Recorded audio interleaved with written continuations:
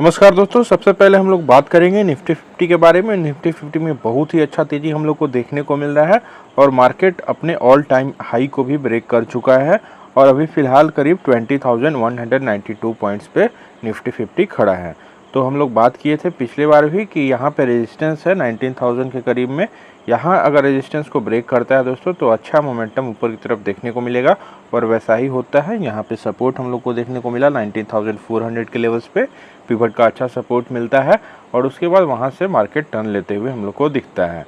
तो निफ्टी 50 में हम लोग यहाँ पे कुछ प्रॉफिट बुकिंग का भी सलाह दिए थे स्मॉल क्वांटिटी में, तो इससे हम लोग को थोड़ा बहुत प्रॉफिट भी बुक करना चाहिए समय समय पे। और जैसे ही 20,000 के ऊपर मार्केट गया है थोड़ा बहुत अब हम लोग वेट करेंगे। अपने मेथड को फिर से एक बार डिस्कस कर लेते हैं। एक 20 का मूविंग एवरेज यूज करते हैं जो कि आपको ब्लू लाइन शो करता है। दूसरा हम लोग 200 डेज की मूविंग एवरेज यूज करते हैं जो कि आपको पिंक लाइन शो करता है। और तीसरा इंडिकेटर हम लोग लगाते हैं दोस्तों पिवट पॉइंट या पिवट लाइन भी बोलते हैं, जो कि हॉरिजॉन्टल लाइन आपको शो हो रहा होगा। इससे हम लोग रेजिस्टेंस या सपोर्ट को देखते हैं। तो किसी भी स्टॉक या ईटीएफ में पहला एंट्री हम लोग बनाते हैं जब प्राइस 200 डेज के मूविंग एवरेज के करीब में चले तो फर्स्ट एंट्री बना लीजिए। और जैसे ही प्राइस 200 डेज के मूविंग एवरेज से और भी नीचे आता है तो बेस्ट एंट्री माना जाता है जब पिवट पे सपोर्ट लेता है। तो यहाँ पे हम लोग 17,000 के करीब में निफ्टी 50 में निफ्टी बीज ईटीएफ में बाई करने के लिए बोले थे। अगर बाई किए होंगे तो अच्छा एंट्री आप लोग को मिला होगा और अच्छा खासा प्रॉफिट निफ्टी 50 पे बेस्ट निफ्टी बीज ईटीएफ में आप लोग को मिला होगा।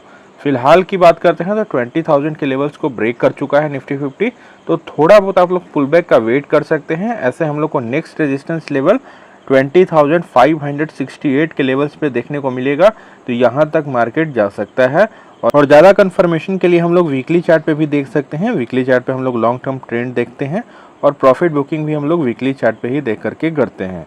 तो यहाँ पे निफ्टी 50 में भी हम लोग देख सकते हैं वीकली चार्ट पे भी परफेक्टली इंक्लाइंड है। 20 का मूविंग एवरेज ऊपर की तरफ जा रहा है और भी हम लोग को मोमेंटम ऊपर की तरफ देखने को मिल सकता है। और वीकली चार्ट पे दोस्तों अगला रेजिस्टेंस लेवल 21,096 का है, तो यहाँ से मार्केट और भी बुलिश है। तो इसलिए हम लोग को बने रहना है। कंप्लीटली एग्जिट करने के लिए हम लोग कभी नहीं बोलते हैं। 20 से लेकर के 30-40% तक ही हम लोग किसी भी स्टॉक के ईटीएफ में एग्जिट करते हैं दोस्तों। और जैसे ही प्राइस 200 डेज के मूविंग एवरेज के करीब में आता है डेली चार्ट पे तो और भी क्वांटिटी हम लोग बनाते हैं एंट्री। तो यहाँ पे हम लोग देख सकते हैं डेली चार्ट पे भी प्राइस 200 डेज के मूविंग एवरेज से बहुत ही ऊपर चल रहा है और 20 और प्राइस तीनों के बीच में हम लोग को गैपिंग देखने को मिल रहा है। तो थोड़ा बहुत हम लोग को नियर टर्म में पुल बैक भी देखने को मिल सकता है या फिर हो सकता है 20,568 के लेवल्स को भी टच कर सकता है। तो इसलिए निफ्टी बीज ईटीएफ में बाई करने के लिए थोड़ा बहुत वेट करें, 20 के मूविंग एवरेज पे आने दे तब स्मॉल क्वांटिटी में बाई कीजिएगा। ऐसे तो बेस्ट होता है 200 डेज के मूविंग एवरेज के करीब में, लेकिन ट्रेंड बहुत ही पावरफुल है तो और भी हम लोग को ऊपर जाते हुए दिख सकता है। तो इसलिए जैसा ही 20 के मूविंग एवरेज के करीब में आता है तब हम लोग बाई करेंगे। अभी फिलहाल हम लोग को निफ्टी बीज ईटीएफ में कोई बाइंग इनिशिएट नहीं करना है और पहले से निफ्टी बीज ईटीएफ अच्छा खासा क्वांटिटी है तो उसको होल्ड करना है। अब ज़्यादा हम लोग को प्रॉफिट बुकिंग नहीं करना है। एक बार हम लोग इस लेवल पे प्रॉफिट बुकिंग कर चुके हैं और यहाँ से हम लोग को ब्रेकआउट देखने को मिल रहा है तो और हम लोग को आगे जाने की संभावना है। इसलिए निफ्टी बीज ईटीएफ में फिलहाल हम लोग को बने रहना है और कोई बाइंग इनिशिएट नहीं करना है। और पहला स्टॉक जिसको हम लोग बहुत पहले से बाई करने के लिए बोले थे, कैम्स के बारे में हम लोग बात करते हैं। म्यूचुअल फंड ट्रांसफर एजेंसी का काम करता है। लगातार इसमें भी गिरावट होते हुए दिख रहा था। प्राइस 200 डेज के मूविंग एवरेज से बहुत ही नीचे आ चुका था, तो इस क्रम में हम लोग बाई करने के लिए बोले थे कि यहाँ पे पिवट पे अच्छा सपोर्ट हम लोग को देखने को मिला और फिर डब्ल्यू पैटर्न जैसा भी देखने को मिलता है जो कि बुलिश पैटर्न है। उसके बाद 20 के मूविंग एवरेज को प्राइस ऊपर की तरफ क्रॉस करता है और हम लोग को ब्रेकआउट देखने को मिलता है और 20 का मूविंग एवरेज क्रॉस ओवर दे देता है 200 डेज के मूविंग एवरेज से, जो कि बुलिश सिग्नल हम लोग को यहाँ से देखने को मिला।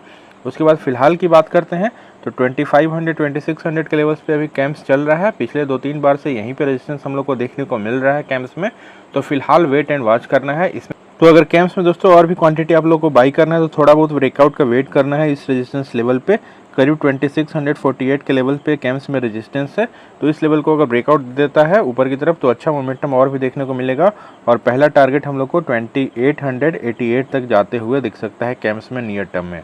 बहुत ही क्वालिटी स्टॉक है, जितना हो सके हम लोग को एक्युमुलेट करना है। अभी कोई प्रॉफिट बुकिंग इसमें नहीं करना है और भी मोमेंटम ऊपर की तरफ जाने की संभावना है क्योंकि कैम्प्स बहुत ही दिनों से हम लोग को डाउन ट्रेंड में चलते हुए दिख रहा था, तो यहाँ से अच्छा मोमेंटम ऊपर की तरफ देखने को मिल सकता है। तो कैम्स में अगर लेवल्स की बात करते हैं तो 2700 के ऊपर लेवल्स पे बाई कीजिएगा। बढ़िया से ग्रीन कैंडल अगर इस लेवल को ब्रेकआउट दे देता है ऊपर की तरफ 2-3% का ग्रीन कैंडल, तो स्मॉल क्वांटिटी में बाई कीजिएगा। अगर नीचे बाई कर चुके हैं ऑलरेडी तो यहाँ पे बहुत ही कम क्वांटिटी में बाई कीजिए। फ्रेश एंट्री लेना है तो फ्रेश एंट्री भी ले सकते हैं, लेकिन 2-3% का अच्छा ग्रीन कैंडल मिलता है और 2700 के ऊपर लेवल्स पे कैम्स आपको मिलता है तब बाई कीजिएगा कैम्स में, क्योंकि यहाँ पे नियर अबाउट रेजिस्टेंस है, थोड़ा बहुत और भी गिरावट की संभावना भी हो सकती है। तो इसलिए हम लोग 2700 के ऊपर कैम्स में बाई करेंगे। और कैम्स इतना खास स्टॉक क्यों है दोस्तों, हम लोग देख सकते हैं इसके शेयर होल्डिंग पैटर्न से। प्रमोटर्स के पास करीब 20% का होल्डिंग है। प्रमोटर्स ने पिछले क्वार्टर की तुलना में स्टेक को इंटैक्ट रखा है, जो कि अच्छी बात है। एफआईआईस की बात करते हैं तो 35% के करीब 36% के करीब का होल्डिंग एफआईआईस के पास है। पिछले क्वार्टर की तुलना में हम लोग को एफआईआई स्टेक इंक्रीज करते हुए दिख रहे हैं। दिसंबर 2022 के क्वार्टर से भी हम लोग को इंक्रीज होते हुए दिखा था मार्च 2023 में।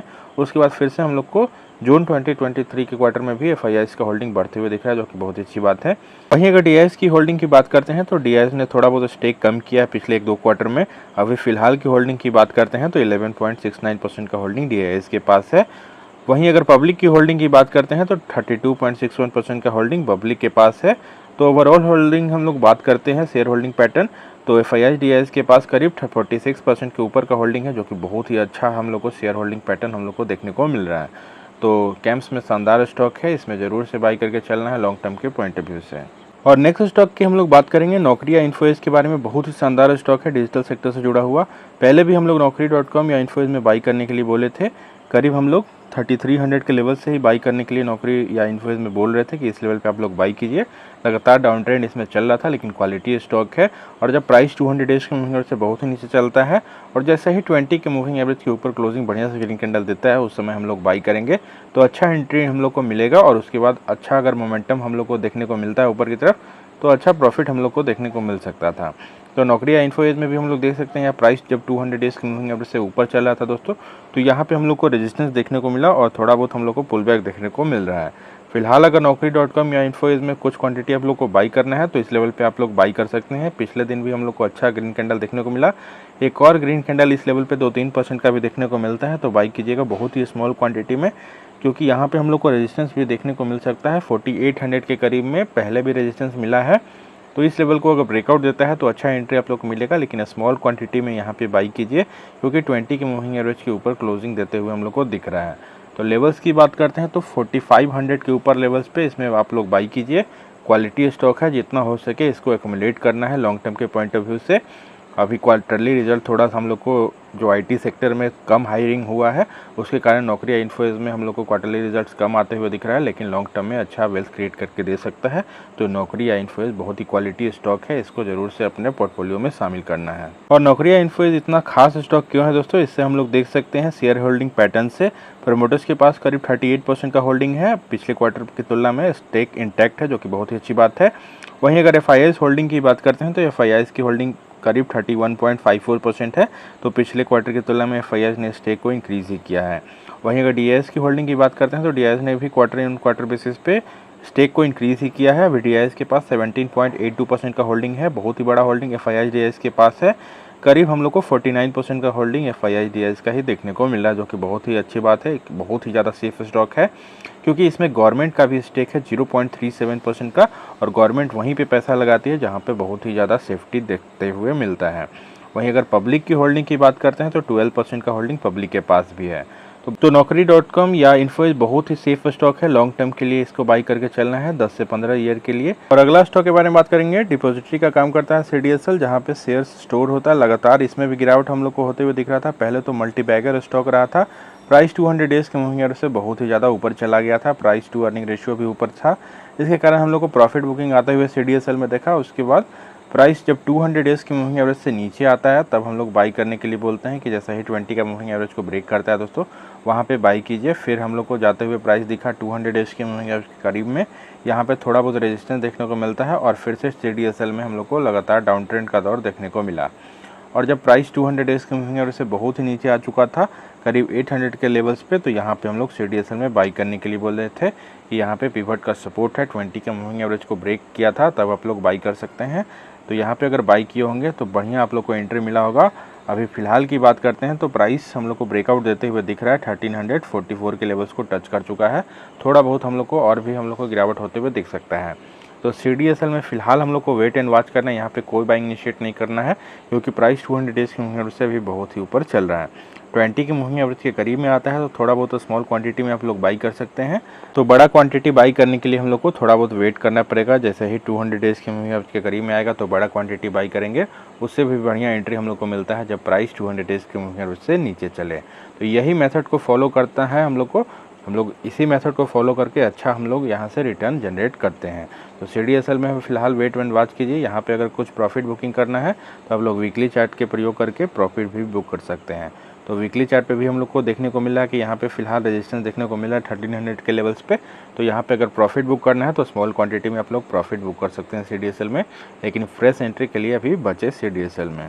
अगला स्टॉक के बारे में बात करेंगे, पिडीलाइट, फेविकॉल बनाने वाली शानदार केमिकल कंपनी। इसमें भी लगातार हम लोग को गिरावट होते हुए दिख रहा था।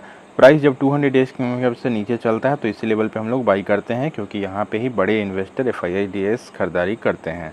तो जैसे ही पिडीलाइट में यहाँ पे अगर बाई करते तो अच्छा एंट्री आप लोग को मिलता। फिलहाल की बात करते हैं तो बहुत ही साइडवेज मोमेंटम हम लोग को पिडीलाइट्स में कुछ समय से चलते हुए दिख रहा है और प्राइस 200 डेज़ की मूविंग एवरेज के करीब में है। मूविंग एवरेज भी यहीं पे दोनों है, तो यहाँ से दोनों पॉसिबिलिटी है। यहाँ से प्राइस ऊपर भी जा सकता है और यहाँ से प्राइस नीचे भी आ सकता है। अगर डाउन ट्रेंड होगा तो और भी नीचे आएगा। अगर यहाँ से हम लोग को सपोर्ट लेते हुए दिखता है तो ऊपर जाते हुए प्राइस दिखेगा पिडीलाइट में। तो यहाँ पे फर्स्ट एंट्री बनाने के लिए बोलते हैं, क्योंकि प्राइस 200 डेज़ की मूविंग एवरेज के करीब में है। तो एक बढ़िया से ग्रीन कैंडल अगर 2-3% का इस लेवल पे आपको मिलता है दोस्तों, तब बाई कीजिएगा। नहीं तो यहाँ पे वेट कर लीजिए, क्योंकि यहाँ पे 2481 के लेवल्स पे हम लोग को पिवट का सपोर्ट भी नीचे है। तो इस लेवल पे पिडीलाइट इंडस्ट्रीज में स्मॉल क्वांटिटी में ही बाई करना है। बड़ा क्वांटिटी में हम लोग बाई नहीं करेंगे, क्योंकि अभी डाउन ट्रेंड हम लोग को देखने को मिल रहा है, लोअर हाइस हम लोग को देखने को मिल रहा है। तो लगातार इसमें डाउन ट्रेंड चल रहा है। तो जैसे ही यहाँ पे सपोर्ट हम लोग को देखने को मिलता है 3-4% या 2-3% का भी ग्रीन कैंडल आपको मिले और 20 की मूविंग एवरेज के ऊपर क्लोजिंग देते हुए दिखता है, तब हम लोग बाई करेंगे। 2520 के ऊपर लेवल्स पे पिडीलाइट इंडस्ट्री में बाई कर सकते हैं। बहुत ही शानदार केमिकल स्टॉक है, इसको भी अपने पोर्टफोलियो में शामिल कर सकते हैं। सौरभ मुखर्जी का भी फेवरेट स्टॉक है पिडीलाइट इंडस्ट्रीज, तो यहाँ पे आप लोग बाई करके चल सकते हैं। तो होप आप लोगों को वीडियो अच्छा लगता होगा दोस्तों। वीडियो अच्छा वीडियो को लाइक कर दीजिएगा, चैनल को सब्सक्राइब कर लीजिए और अपने दोस्तों में शेयर कीजिए। थैंक यू, मिलते हैं नेक्स्ट वीडियो में।